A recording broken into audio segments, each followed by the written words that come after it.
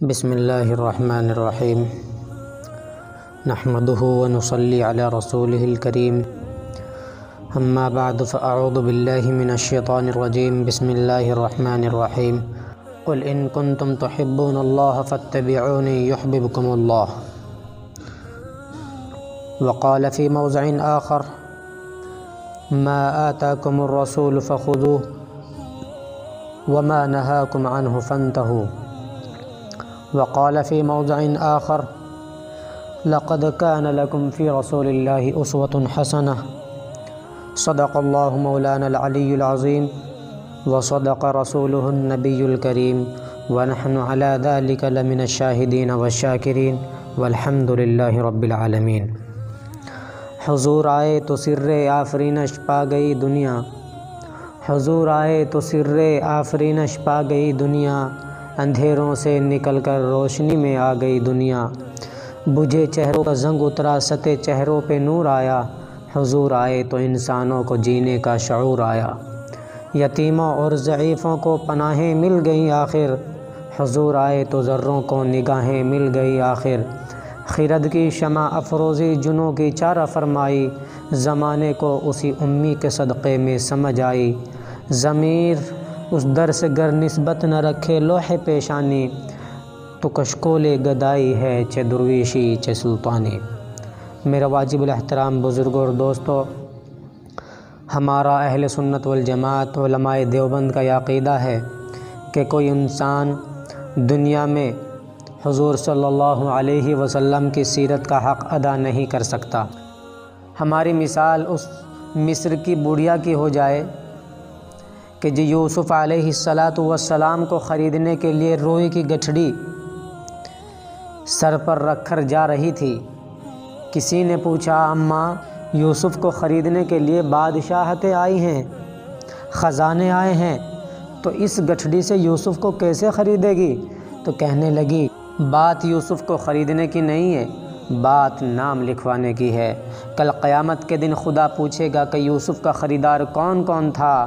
تو میرا نام بھی خریداروں میں آ جائے گا۔ تو میرے محترم بزرگوں، ہم بھی نام لکھوانے کے لیے یہاں جمع ہوئے ہیں۔ دنیا میں کوئی آدمی ایسا نہیں ہے جو اللہ کو مانتا ہو اور اللہ کے حبیب کو نہ مانے،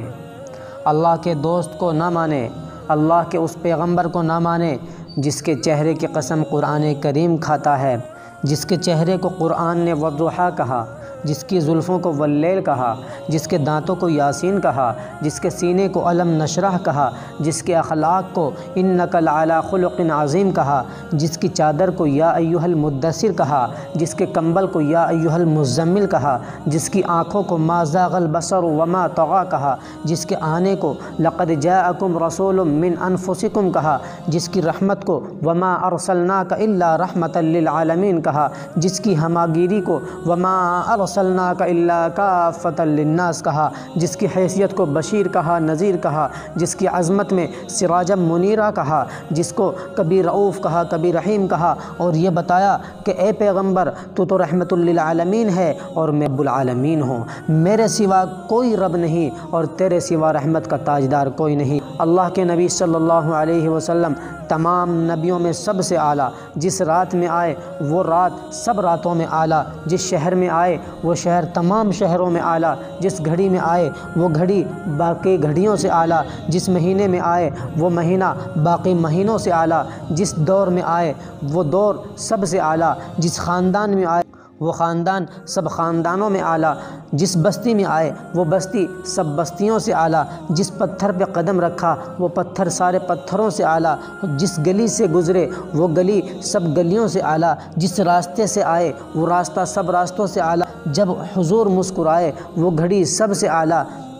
اللہ کے نبی نے جب دعا مانگی وہ گھڑی سب سے اعلیٰ، وہ پیغمبر جس کے آنے سے دلوں کو سہارا ملا، جس کے آنے سے عرش کو مرتبہ ملا، جس کے آنے سے فرش کو مرتبہ ملا، جس کے آنے سے پتھروں کو مرتبہ ملا، جس کے آنے سے درختوں کو مرتبہ ملا، اس پیغمبر کے قدموں میں جب صدیق آیا تو سب سے اعلیٰ ہو گیا، فاروق آیا سب سے اعلیٰ ہو گیا، عثمان آیا سب سے اعلیٰ ہو گیا، علی آیا سب سے اعلیٰ ہو گیا، اس محمد کے قدموں پہ جب بلال آیا تو کروڑوں ولیوں کا امام بن گیا۔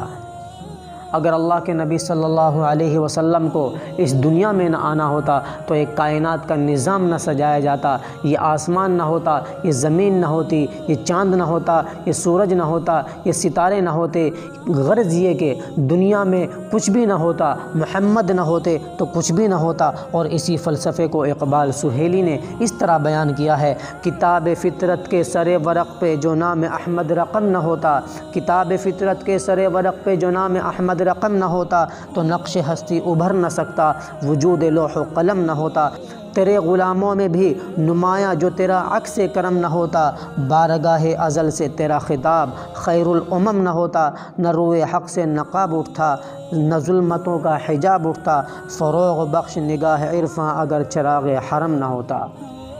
اگر حضور نہ آتے تو کچھ بھی نہ ہوتا۔ کوئی آدمی کہہ سکتا ہے کہ جی اگر اللہ کے نبی کو اس دنیا میں آنا تھا تو اللہ کے نبی صلی اللہ علیہ وسلم ہی آ جاتے، آپ سے پہلے یہ جو لاکھوں انبیاء آئے ہیں، حضرت آدم علیہ السلام سے جو سلسلہ شروع ہوتا ہے اور حضرت عیسیٰ علیہ السلام تک، یہ تمام نبیوں کا سلسلہ اللہ تبارک و تعالیٰ نے کیوں قائم فرمایا ہے؟ اللہ کے نبی کو آنا تھا تو آ جاتے۔ تو اس کا جواب اس طریقے سے دیا جاتا ہے کہ کوئی آدمی کسی شہر میں، کسی چوک پہ، کسی مدرسے میں، کسی مسجد میں کوئی جلسہ قائم کرے، کسی جلسے کا انعقاد کرے، اس جلسے کے اندر مہمان خصوصی کے طور پر وقت کے بڑے اللہ والے، وقت کے شیخ الحدیث، وقت کے محدث، وقت کے مفسر، کسی بڑے اللہ والے کو اگر بلایا جائے تو اس اشتہار جب چھپتا ہے، اس اشتہار میں نام ان کا سب سے نمایاں ہوتا ہے۔ اس کے ارد گرد 2 4 10 یا 5 جتنے بھی مقررین ہوتے ہیں ان کا بھی نام ہوتا ہے، لیکن سب سے نمایاں نام انہی بڑے مفسر، انہی بڑے محدث، انہی بڑے اللہ والے کا نام ہوتا ہے۔ اس جلسے کے مہمان خصوصی ہوتے ہیں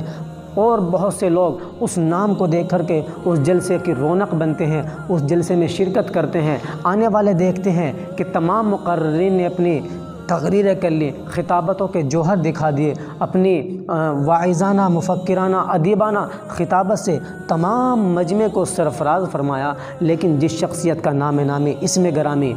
مہمان خصوصی کے طور پر تھا، وہ تو اب تک آیا نہیں۔ جب وہ آتا ہے تو تمام مجمع کی نظر اس پر اڑ جاتی ہے، تمام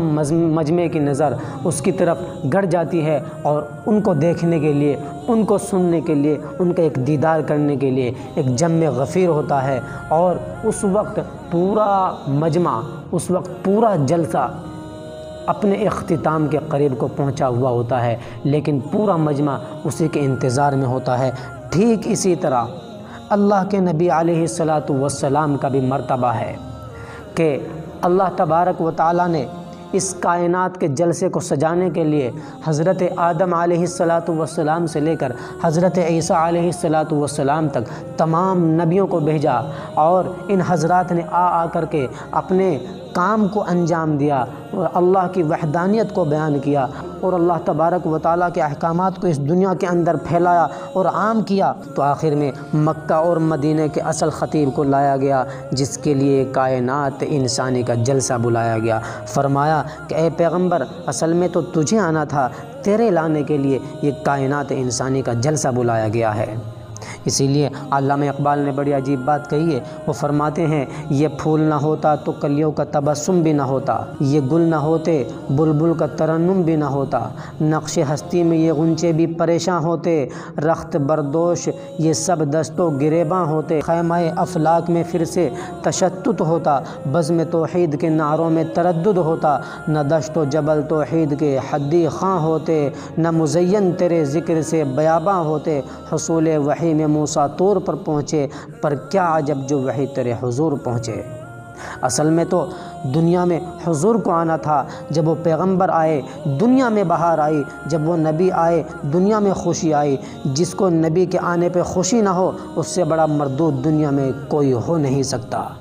اسی خوشی کا اظہار ماہر القادری نے کیا ہے۔ وہ کہتا ہے وہ آئے جن کے آنے کی زمانے کو ضرورت تھی، وہ آئے جن کے آنے کی زمانے کو ضرورت تھی، وہ آئے جن کی آمد کے لیے بے چین فطرت تھی، وہ آئے نغمہ داؤد میں جن کا ترانہ تھا، وہ آئے گریہ یعقوب میں جن کا فسانہ تھا، وہ آئے جن کی خاطر مضطرب تھی وادی بطحا، وہ آئے جن کے قدموں کے لیے کعبہ ترستا تھا، وہ آئے جن کو حق نے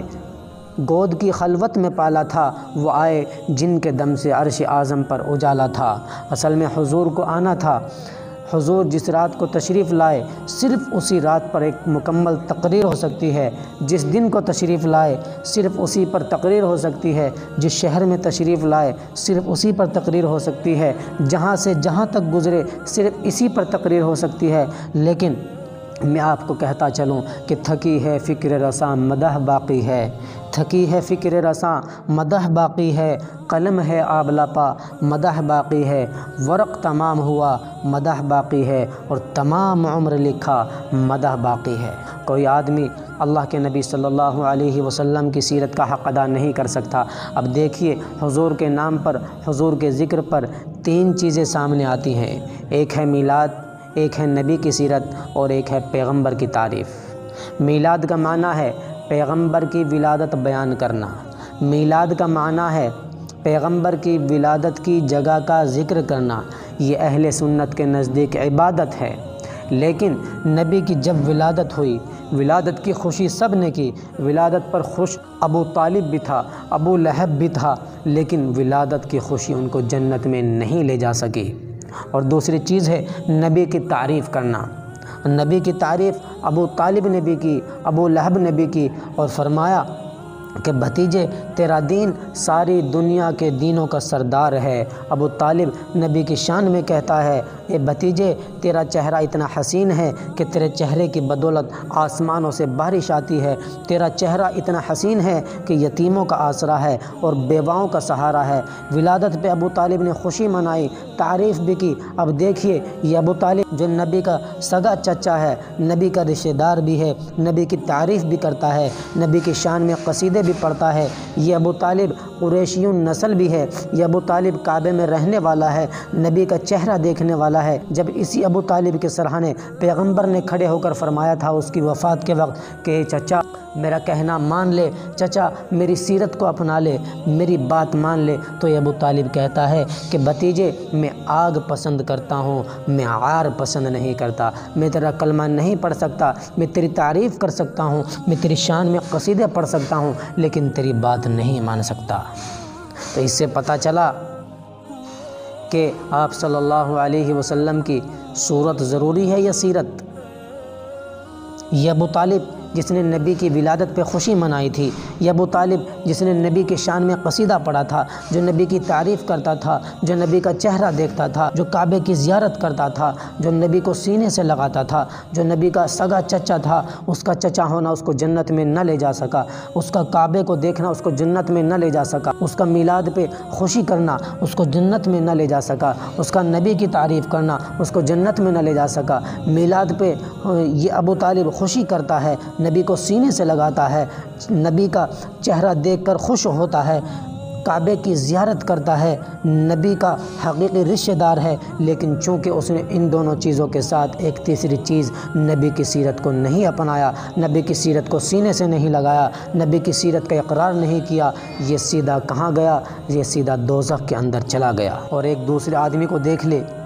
اس کا رنگ کالا ہے، اس کے ہونٹ لمبے لمبے ہیں، اس نے نبی کی شان میں کوئی قصیدہ بھی نہیں پڑھا، اس نے کوئی تعریف کے بڑے بڑے کلمات بھی نہیں کہے، وہ قریشی نسل بھی نہیں ہے، وہ نبی کے رشتہ دار بھی نہیں ہے، وہ عربی زبان بھی نہیں جانتا، اس نے کعبے کی زیارت کبھی نہیں کی تھی، وہ مکے میں کبھی آیا بھی نہیں تھا، لیکن اس نے نبی کی سیرت کو سینے سے لگایا، نبی کے حکم کو سینے سے لگایا، نبی کی تعریف کو سینے سے لگایا، نبی کے قرآن کو سینے سے لگایا، نبی کے کردار کو سینے سے لگایا، نبی کے اخلاق کو سینے سے لگایا، اور وہ پیغمبر کی سیرت کو اپناتا ہے۔ وہ اتنا مقام پا گیا، اتنا مقام پا گیا کہ جب وہ چلتا مکے کی گلیوں میں ہے، لیکن اس کے قدموں کی کھڑکھڑاہٹ اور اس کے قدموں کی آہٹ جنت میں سنائی دیتی ہے۔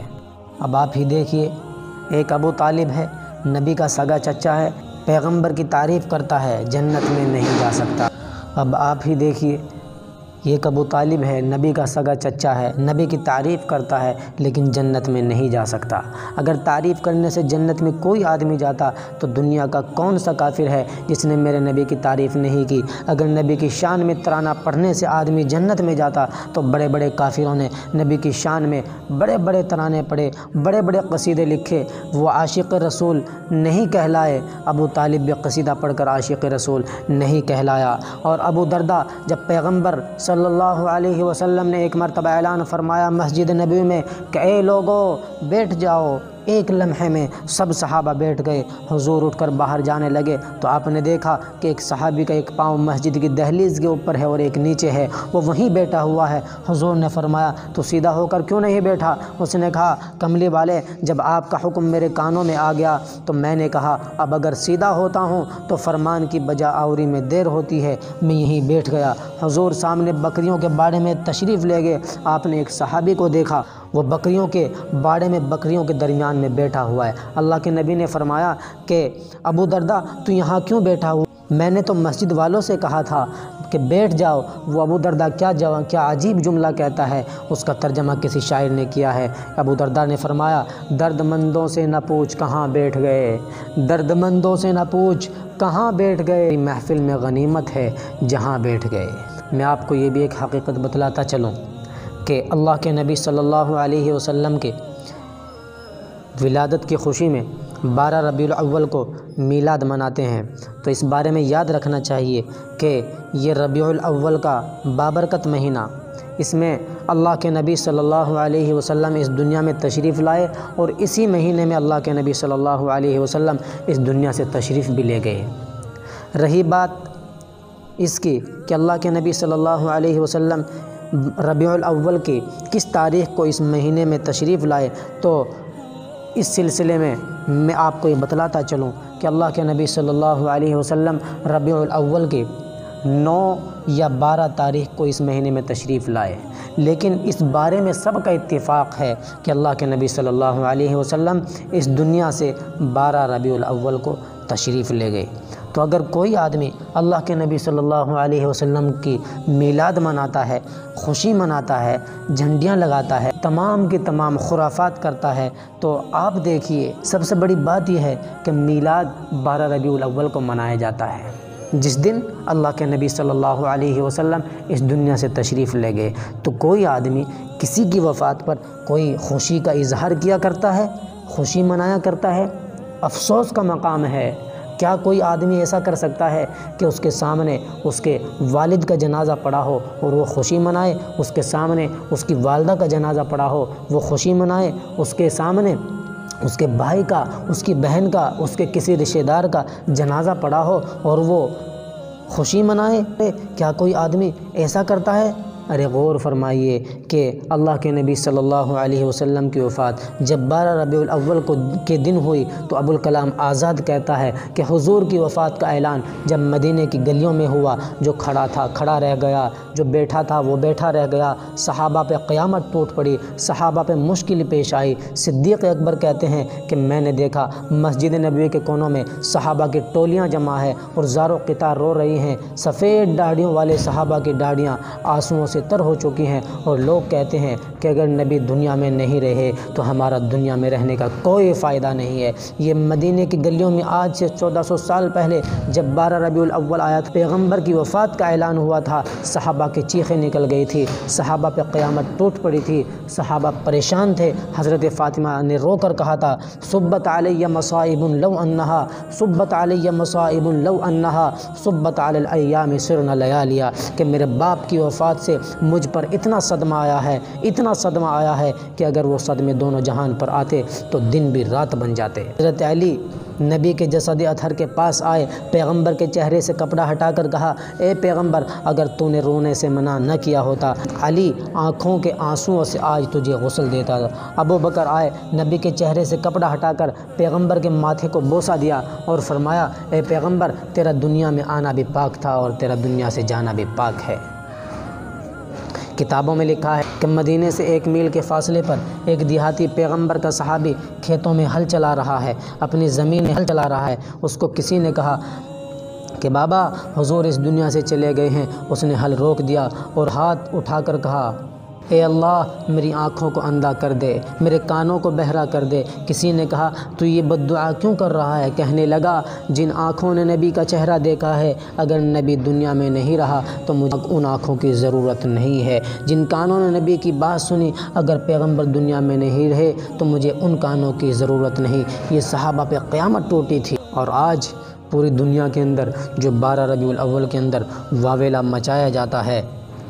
الامان والحفیظ، اللہ اپنا رحم فرمائے۔ غور فرمائیے، ہمارے لیے لقد کان لکم فی رسول اللہ اسوۃ حسنہ، اور پھر اللہ کے نبی صلی اللہ علیہ وسلم کے ارشاد گرامی ہے علیکم بسنتی وسنت الخلفاء الراشدین المہدیین، کہ تمہارے لیے لازم اور ضروری ہے کہ تم میری سنت کو لازم پکڑو اور خلفاء راشدین کی سنتوں کو لازم پکڑو۔ ہم دیکھتے ہیں کہ اللہ کے نبی صلی اللہ علیہ وسلم کی وفات کے بعد ابو بکر صدیق کے دور میں 2 مرتبہ 12 ربیع الاول آیا۔ کیا انہوں نے 12 ربیع الاول منایا؟ عمر فاروق کے دور میں 10 مرتبہ 12 ربیع الاول آیا۔ عثمان غنی کے دور میں 12 دفعہ 12 ربیع الاول آیا۔ علی کے دور میں 5 مرتبہ 12 ربیع الاول آیا۔ عمر ابن عبدالعزیز کے دور میں 2 مرتبہ آیا۔ امیر معاویہ کے دور میں 19 مرتبہ آیا۔ امام ابو حنیفہ کے دور میں 44 مرتبہ آیا۔ امام شافعی کے دور میں 53 مرتبہ 12 ربیع الاول آیا۔ امام مالک کے دور میں 64 مرتبہ آیا۔ احمد بن حنبل کے دور میں 46 مرتبہ آیا۔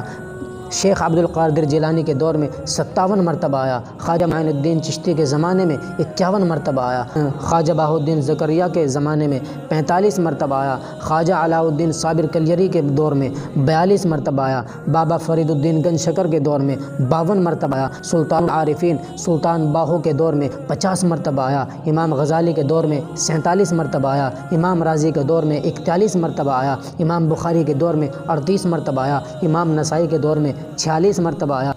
حضور کی وفات سے لے کر یہ اتنے صحابہ، خلفائے راشدین، یہ لاکھوں محدثین، فقہا، مفسرین، علماء، اتقیاء، پیروں کے پیر، اماموں کے امام، ان کے دور میں اتنے مرتبہ 12 ربیع الاول آیا، لیکن کسی نے بھی 12 ربیع الاول کو نہیں منایا۔ 12 ربیع الاول کے دن انہوں نے جلوس نہیں نکالے، جھنڈیاں نہیں لگا، کہ وہ جانتے تھے کہ 12 ربیع الاول نبی کی وفات کا دن ہے، اور وفات کے دن جو خوشیاں منائیں، جو جھنڈیاں لگائے، وہ نبی کا دشمن تو ہو سکتا ہے، نبی کا ماننے والا نہیں۔ اس لیے وہ 1400 سال کے امام پیغمبر کے عاشق تھے، اور جو اس دن خوشی کے جھنڈے لگاتے ہیں 1400 سال کے، وہ 1400 سال کے اماموں کا بھی باغی ہے، اور محمد مصطفیٰ صلی اللہ علیہ وسلم کا بھی باغی ہے۔ اللہ تبارک و تعالی ہمیں ان باتوں پر